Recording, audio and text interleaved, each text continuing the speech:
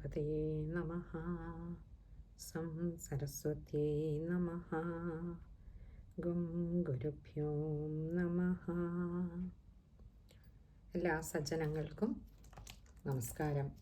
ഇന്ന് തൊട്ട് നമ്മൾ ലളിതാ സഹസ്രനാമത്തിലെ ഓരോരോ ശ്ലോകങ്ങളായിട്ട് അതിലെ പദങ്ങളും അതിൻ്റെ അർത്ഥവും ഒന്ന് നോക്കിപ്പോകാമെന്ന് കരുതുന്നു. ആദ്യത്തെ ശ്ലോകം: ഓം ശ്രീമാതാ ശ്രീ മഹാരാജ്ഞി ശ്രീമത് സിംഹാസനേശ്വരി ചിദഗ്നികുണ്ഡ സംഭൂതാ ദേവകാര്യസമുദ്യത. ഇവിടെ ആദ്യത്തെ നാമം ശ്രീമാത എന്നാണ്. സാക്ഷാൽ ജഗന്മാതാവിനെ തന്നെയാണ് ഇവിടെ ആദ്യം സ്മരിച്ചിരിക്കുന്ന. ആ നാമത്തോടു കൂടി തന്നെയാണ് 1000 നാമങ്ങളുടെയും സാരസംഗ്രഹ രൂപമാണ് ശ്രീമാത എന്നുള്ള ആദ്യത്തെ ഒരു നാമം തന്നെ. അടുത്തത് ശ്രീ മഹാരാജ്ഞി, ശ്രീമത്തായ മഹാരാജ്യത്തിലെ മഹാറാണി എന്നാണ് അതിന് അർത്ഥം വരുന്നത്. ഈ ഒരു പ്രപഞ്ചം മുഴുവൻ ഉൾക്കൊള്ളുന്നതാണ് ഈ ഒരു മഹാരാജ്യം, അവിടുത്തെ മഹാറാണി. ശ്രീമത് സിംഹാസനേശ്വരി, ശ്രീമത്തായ എന്ന് പറഞ്ഞാൽ ശ്രേഷ്ഠമായിട്ടുള്ള സിംഹാസനത്തിന് ഈശ്വരിയായിട്ടുള്ളവൾ, അധീശ്വരിയായവൾ. ചിദഗ്നികുണ്ഡ സംഭൂത, ചിത്താകുന്ന അഗ്നികുണ്ഡത്തിൽ നിന്ന് സംഭൂതയായവൾ, ഉത്ഭവിച്ചവൾ. ഈ ചിത്താകുന്ന അഗ്നി എന്ന് പറയുന്നത് അത് ജ്ഞാനാഗ്നിയാണ്, തന്നെ തന്നെ അറിയുകയാണ്. അതിൻ്റെ ഉള്ളിലാണ് ആ അമ്മ ജഗദംബിക സ്ഥിതി ചെയ്യുന്നത്.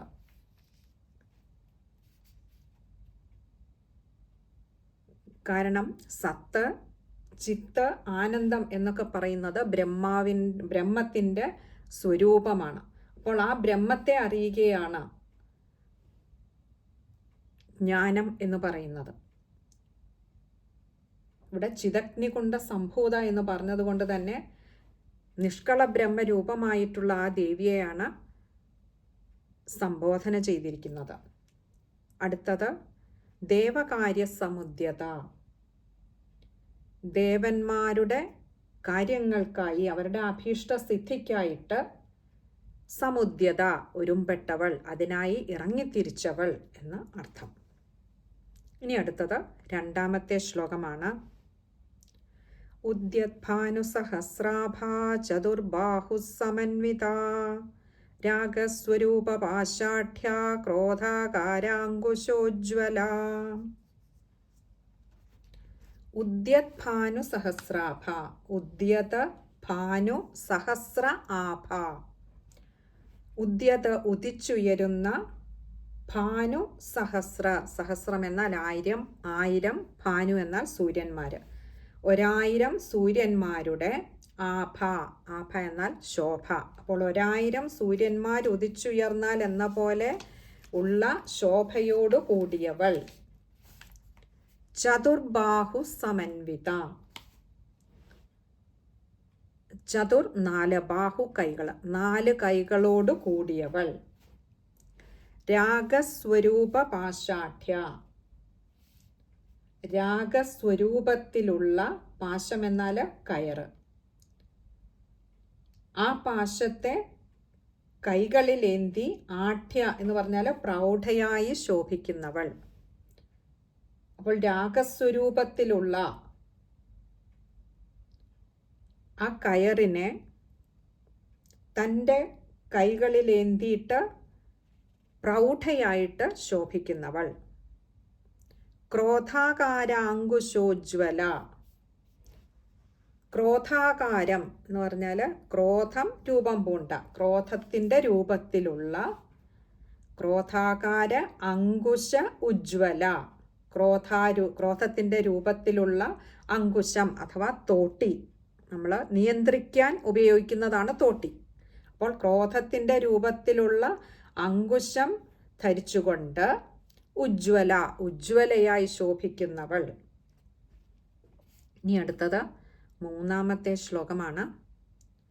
മനോരൂപേക്ഷു കോദണ്ഡ പഞ്ചതന്മാത്ര സായക നിജാരുണ പ്രഭാപൂര മജ്ജൽ ബ്രഹ്മാണ്ഡമണ്ഡല.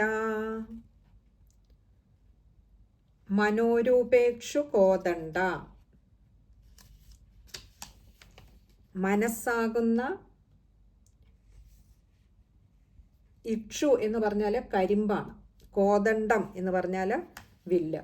അപ്പോൾ ഇവിടെ മനസ്സാകുന്ന കരിമ്പിൻ വില്ലോട് കൂടിയവൾ.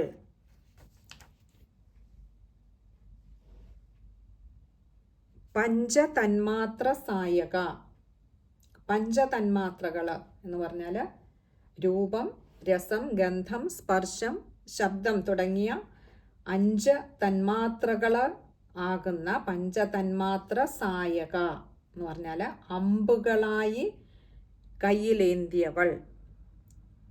ഈ 5 തന്മാത്രകളെ അമ്പുകളാക്കി കയ്യിലേന്തിയിരിക്കുന്നവൾ.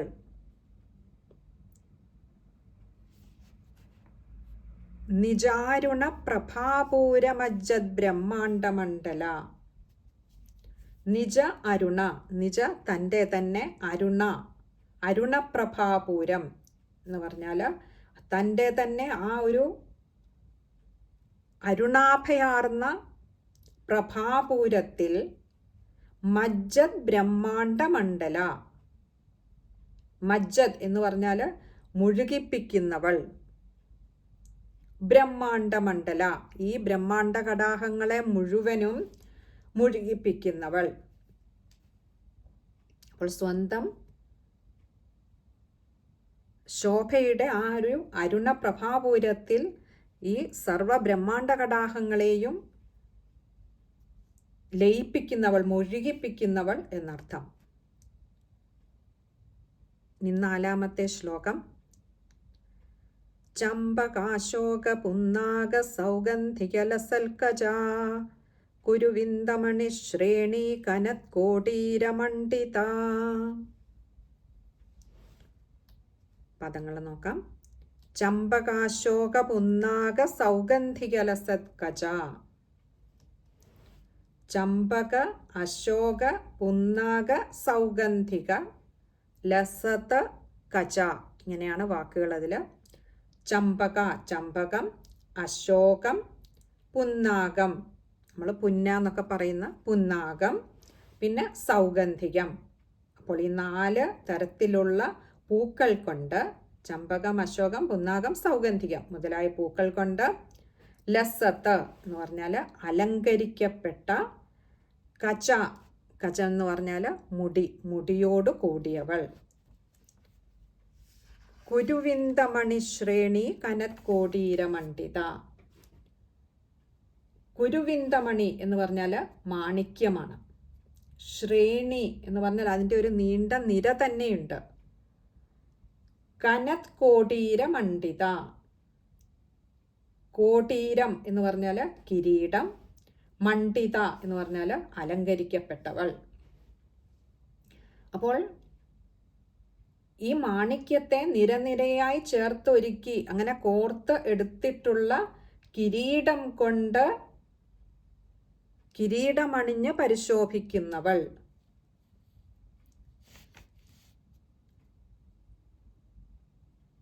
ഇനി അടുത്തത് 5-ാമത്തെ ശ്ലോകമാണ്. അഷ്ടമീ ചന്ദ്രബിഭ്രാജദളികസ്ഥലശോഭിത മുഖചന്ദ്രകളങ്കാഭ മൃഗനാഭിവിശേഷക. അഷ്ടമീ ചന്ദ്ര വിഭ്രാജത അളികസ്ഥലശോഭിത. അഷ്ടമീ ചന്ദ്ര വിഭ്രാജത് എന്ന് പറഞ്ഞാൽ അഷ്ടമീ ചന്ദ്രനെ പോലെ, 8-ാമത്തെ ദിവസത്തെ ചന്ദ്രനെ പോലെ, വിഭ്രാജത് എന്ന് പറഞ്ഞാൽ ശോഭിക്കുന്ന, പരിലസിക്കുന്ന, അളികസ്ഥലം, അളികം എന്ന് പറഞ്ഞാൽ നെറ്റി, അളികസ്ഥലം നെറ്റിത്തടം. അപ്പോൾ ഇവിടെ പറയാം അഷ്ടമി നാളിലെ ചന്ദ്രനെ പോലെ വിളങ്ങുന്ന നെറ്റിത്തടത്തോടു കൂടിയവൾ. അവിടെ നെറ്റിയുടെ ആ വലിപ്പം, അതിൻ്റെ ആ ആകാരത്തിൻ്റെ ഭംഗി ഒക്കെ അവിടെ ആ ഒരു ഒറ്റ പദത്തിലൂടെ വ്യക്തമാക്കുകയാണ്. അതായത് സ്ത്രീ സൗന്ദര്യത്തിൻ്റെ അളവുകോലുകളിൽ ഒന്നായി പറയുന്നതാണ് നെറ്റിത്തടത്തിൻ്റെ ആകൃതി, വിശാലമായ നെറ്റിത്തടം, ഇതൊക്കെ. അപ്പോൾ ഇതെല്ലാം നിറഞ്ഞു നിൽക്കുന്നത്, തികഞ്ഞു നിൽക്കുന്നത് ദേവിയിലാണ്. ഇനി അടുത്തത് മുഖചന്ദ്ര കളങ്കാഭ മൃഗനാഭി വിശേഷക. മുഖചന്ദ്ര, മുഖമാകുന്ന ചന്ദ്രനിലെ,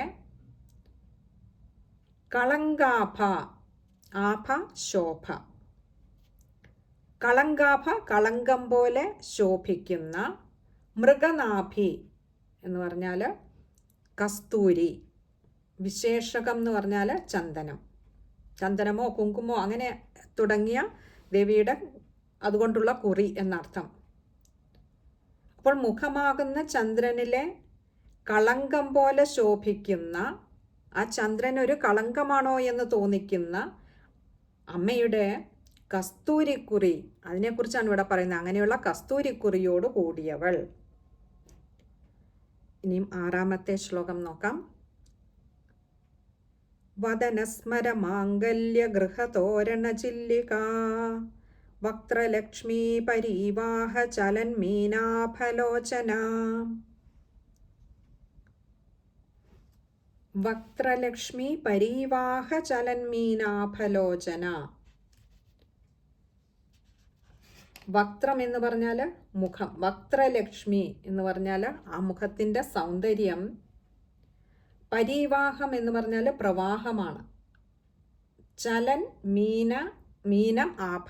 ചലൻ എന്ന് പറഞ്ഞാൽ ചലിച്ചുകൊണ്ടിരിക്കുന്ന, മീനം എന്ന് പറഞ്ഞാൽ മീനം, മത്സ്യം. ആഭ എന്ന് പറഞ്ഞാൽ ശോഭ, നമുക്ക് അതിൻ്റെ ആ ഒരു ഭംഗി. ലോചനം എന്ന് പറഞ്ഞാൽ നമുക്കറിയാം കണ്ണുകളാണ്. അപ്പോൾ ഇവിടെ പറയാം വക്ത്രലക്ഷ്മി പരീവാഹ ചലന്മീനാഭലോചന. ഈ മുഖസൗന്ദര്യത്തിൻ്റെ ആ ഒരു പരിവാഹം എന്ന് പറഞ്ഞാൽ പ്രവാഹം, അതിൻ്റെ ആ ഒരു അലയൊഴുക്കിൽ, ചലന്മീന ആഭലോചന, പുളച്ചു തുടിക്കുന്ന മത്സ്യത്തിൻ്റെ ആഭ, തിളക്കം പോലെ തിളങ്ങുന്ന ലോചനം, കണ്ണുകളോട് കൂടിയവൾ. ഇനി 7ാമത്തെ ശ്ലോകം നോക്കാം. നവചമ്പക പുഷ്പാഭനാസാദണ്ഡ വിരാജിത താരാകാന്തി തിരസ്കാരി നാസാഭരണഭാസുര. നവചമ്പക പുഷ്പാഭനാസാദണ്ഡ വിരാജിത. നാസാദണ്ഡം എന്ന് പറഞ്ഞാൽ മൂക്ക്, വിരാജിത ശോഭിക്കുന്നവൾ. നവചമ്പക പുഷ്പ ആഭ നാസാദണ്ഡ വിരാജിത. നവചമ്പക പുഷ്പ, പുതിയതായി ഇപ്പം വിടരുന്ന ചമ്പകപ്പൂവിൻ്റെ ആഭ ശോഭയുള്ള, നാസാദണ്ഡം എന്ന് പറഞ്ഞാൽ മൂക്ക്, നാസികയാൽ, വിരാജിത പ്രശോഭിക്കുന്നവൾ.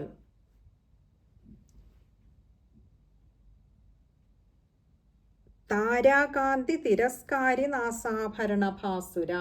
താരാകാന്തി തിരസ്കാരി നാസാഭരണഭാസുര. താരം എന്ന് പറഞ്ഞാൽ നക്ഷത്രം. താരാകാന്തി നക്ഷത്രങ്ങളുടെ കാന്തിയെ തിരസ്കാരി വെല്ലുന്ന നാസാഭരണം മൂക്കുത്തി കൊണ്ട് ഭാസുര ഉജ്ജ്വലയായവൾ. അപ്പോൾ നക്ഷത്രങ്ങളെപ്പോലും വെല്ലുന്ന, അവരുടെ നക്ഷത്രങ്ങളുടെ കാന്തിയെപ്പോലും വെല്ലുന്ന മൂക്കുത്തി കൊണ്ട് ഉജ്ജ്വലയായി ശോഭിക്കുന്നവൾ. ഇനി 8ാമത്തെ ശ്ലോകമാണ്. കദംബമഞ്ജരി ക്ലിപ്ത കർണപൂരമനോഹര താടങ്കയുഗളീഭൂത തപനോടുപമണ്ഡല. കദംബമഞ്ജരി ക്ലിപ്ത കർണപൂരമനോഹര. കദംബമഞ്ജരി, കദംബത്തിൻ്റെ മഞ്ജരി. കദംബം എന്ന് പറഞ്ഞാൽ കടമ്പ്. കടമ്പിൻ്റെ മഞ്ജരി എന്ന് പറഞ്ഞാൽ പൂങ്കുല. അപ്പോൾ കടമ്പിൻ്റെ പൂങ്കുല കൊണ്ട് ക്ലിപ്തം എന്ന് പറഞ്ഞാൽ ചാർത്തപ്പെട്ടിട്ടുള്ള, അങ്ങനെയുള്ള പൂങ്കുല കൊണ്ട് ചാർത്തപ്പെട്ട കർണപൂര മനോഹര, കർണപൂരത്താൽ കമ്മലുകളാൽ മനോഹാരിയായവൾ. അപ്പോൾ കടമ്പിൻ്റെ പൂക്കൾ കൊണ്ട്, കദംബത്തിൻ്റെ മഞ്ചരി കൊണ്ടെന്ന് പറഞ്ഞാൽ കടമ്പിൻ്റെ പൂങ്കുല കൊണ്ട് ചാർത്തപ്പെട്ട ആ ഒരു മനോഹരമായ കമ്മലുകളാൽ സുന്ദരിയായി മനോഹാരിണിയായി ശോഭിക്കുന്നവൾ. താടങ്ക യുഗളീഭൂത തപനോടുപമണ്ഡല. താടങ്കം എന്ന് പറഞ്ഞാൽ തോട എന്ന് പറയില്ല, വലിയ കമ്മല, അതിനെയാണ് താടങ്കം എന്ന് പറയുന്നത്. യുഗളീഭൂതം എന്ന് പറഞ്ഞാൽ രണ്ടായി തീർന്നത്. യുഗളം എന്ന് പറഞ്ഞാൽ രണ്ട്, യുഗളീഭൂതം രണ്ടായി ഭവിച്ചത്, രണ്ടായി തീർന്നത്. ഉഡു എന്ന് പറഞ്ഞാൽ നക്ഷത്രമാണ്. തപന ഉടുപ മണ്ഡല. താടങ്ക യുഗളീഭൂത തപന ഉടുപ മണ്ഡലാണ് വാക്കുകൾ. ഉടുപ്പൻ എന്ന് പറഞ്ഞാൽ ഉഡു നക്ഷത്രമാകുമ്പോൾ ഉടുപ്പൻ എന്ന് പറഞ്ഞാൽ നക്ഷത്രാധിപൻ അഥവാ ചന്ദ്രൻ. അപ്പൊ ഇവിടെ പറയുകയാണ് തപനമണ്ഡലവും. ഇവിടെ പറഞ്ഞു അമ്മയുടെ ആ വലിയ കമ്മലുകൾ, തോട എന്ന രണ്ട് കമ്മലുകൾ രണ്ടായി തീർന്നത് അത് എങ്ങനെയാണ്? നക്ഷത്രാധിപനായിട്ടുള്ള ചന്ദ്രനും അതേപോലെ സൂര്യനുമാണത്ര അമ്മയുടെ രണ്ട് തോടകൾ, രണ്ട് കമ്മലുകൾ. അപ്പോൾ തപനമണ്ഡലവും ഉടുമണ്ഡലവും, സൂര്യനും ചന്ദ്രനും. ഉടുമണ്ഡലം എന്ന് പറയുന്ന ചന്ദ്രൻ്റേതാണ്, ചന്ദ്രമണ്ഡലം. തപനമണ്ഡലം എന്ന് പറയുന്ന സൂര്യമണ്ഡലമാണ്. അപ്പോൾ സൂര്യനും ചന്ദ്രനും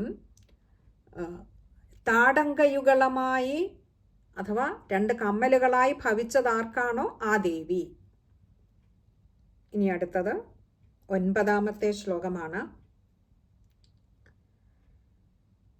പത്മരാഗശിലാദർശ പരിഭാവികപോലഭൂഹു നവവിദ്രുമബിംബശ്രീന്യക്കാരിരതനച്ഛതാം.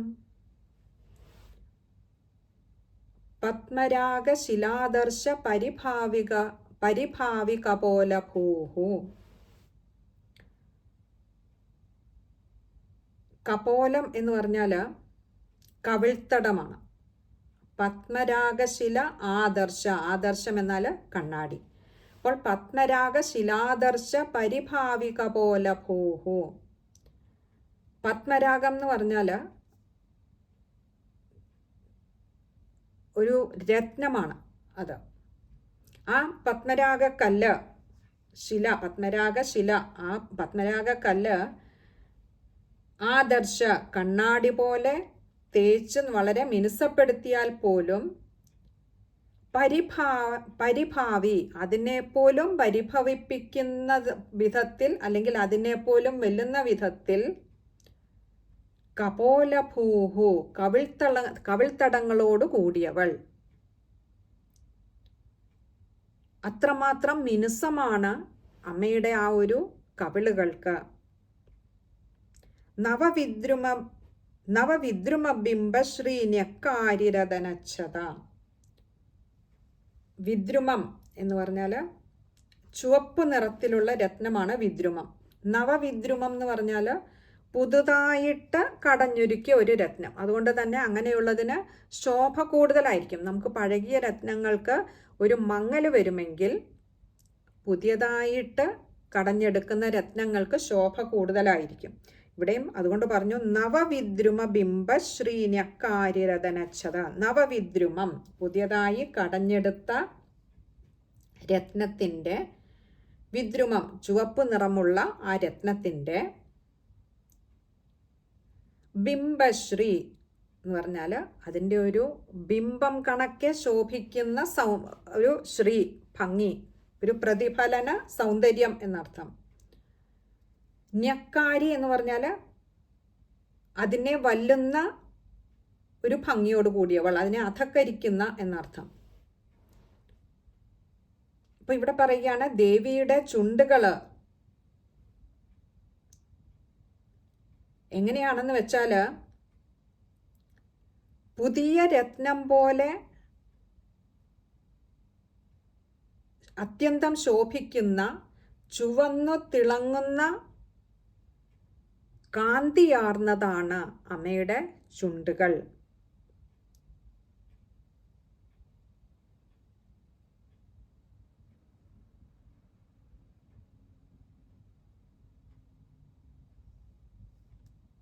രതനം എന്ന് പറഞ്ഞാൽ പല്ല് എന്നർത്ഥം. അപ്പോൾ ആ ഒരു ഭംഗിയെ, പ്രതിഫലന സൗന്ദര്യത്തെ അങ്ങോട്ട്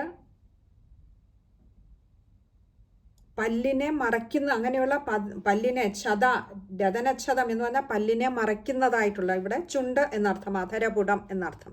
അപ്പോൾ ആ പല്ലിനെ മറയ്ക്കുന്നതായിട്ടുള്ള ചുണ്ടുകളുടെ ഭംഗിയാണ് ഈ ഒരു പദത്തിൽ, ഈ ഒരു നാമത്തിൽ അമ്മയെ വിശേഷിപ്പിച്ചിരിക്കുന്നത്. ഇനി അടുത്തത് 10ാമത്തെ ശ്ലോകമാണ്.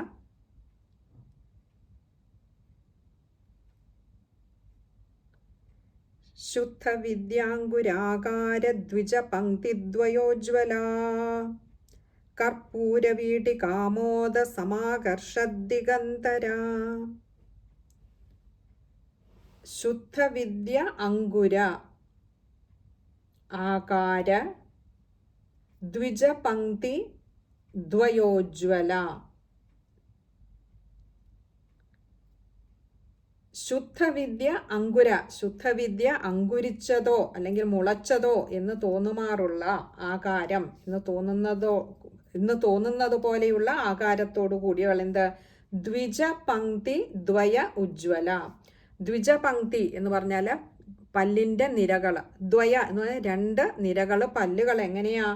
ശുദ്ധവിദ്യ അങ്കുരിച്ചതാണോ, അത് പുതിയതായി മുളച്ചു വന്നതാണോ, അത് വിദ്യ തന്നെയല്ലേ, അത്രമാത്രം ശോഭിക്കുന്നതാണ് അമ്മയുടെ ആ 2 വരി പല്ലുകൾ. ദ്വിജപംക്തി ദ്വയ ഉജ്വല, ഉജ്വലമായി ശോഭിക്കുന്നതാണ്. അപ്പോൾ ഉജ്വലമായി ശോഭിക്കുന്ന 2 വരി പല്ലുകളോട് കൂടിയവൾ. ഇനി അടുത്തത് കർപ്പൂര വീടികാമോദ സമാകർഷദ്ദിഗന്തര.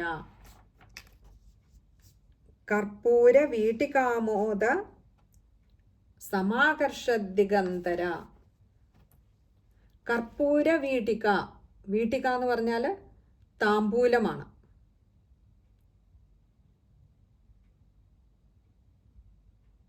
ഇവിടെ കർപ്പൂര വീടിക എന്ന് ഉദ്ദേശിച്ചത്, നമ്മൾ വീടിക എന്ന് പറഞ്ഞാൽ താമ്പൂലമാണെങ്കിലും കർപ്പൂര വീടിക എന്ന് പറയുന്ന അതിൽ അനേകം ദ്രവ്യങ്ങൾ ചേർത്ത് വരുന്നതാണ്. ഏലയ്ക്ക, കർപ്പൂരം, കസ്തൂരി, മാതളല്ലി, ജാതിക്ക, അതേപോലെ ഇലവങ്കം, ജാതിപത്രി, അടയ്ക്ക, നാളികേരം, കുരുമുളക്, ചുക്ക്, ചുണ്ണാമ്പ്, കൃഷ്ണതുളസി എന്നിങ്ങനെ അനേകം ദ്രവ്യങ്ങൾ ചേർന്ന് വരുന്നതാണ് കർപ്പൂര വീടിക എന്ന് പറയുന്നത്. വെറും വെറ്റില അല്ല, വെറും താമ്പൂലമല്ല എന്ന് അർത്ഥം. അപ്പോൾ കർപ്പൂര വീടികാമോദ,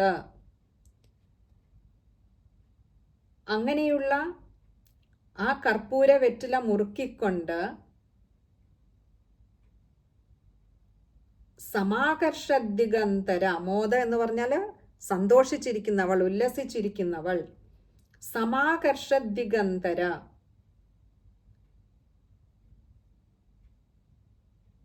സമാകർഷ എന്ന് പറഞ്ഞാൽ ആകർഷിക്കുമാറുള്ള. എന്തിനെ?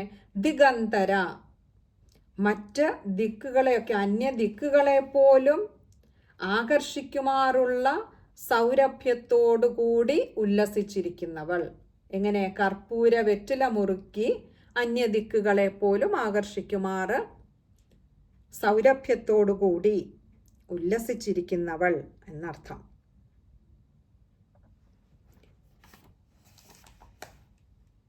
ഇനിയും 11ാമത്തെ ശ്ലോകമാണ്.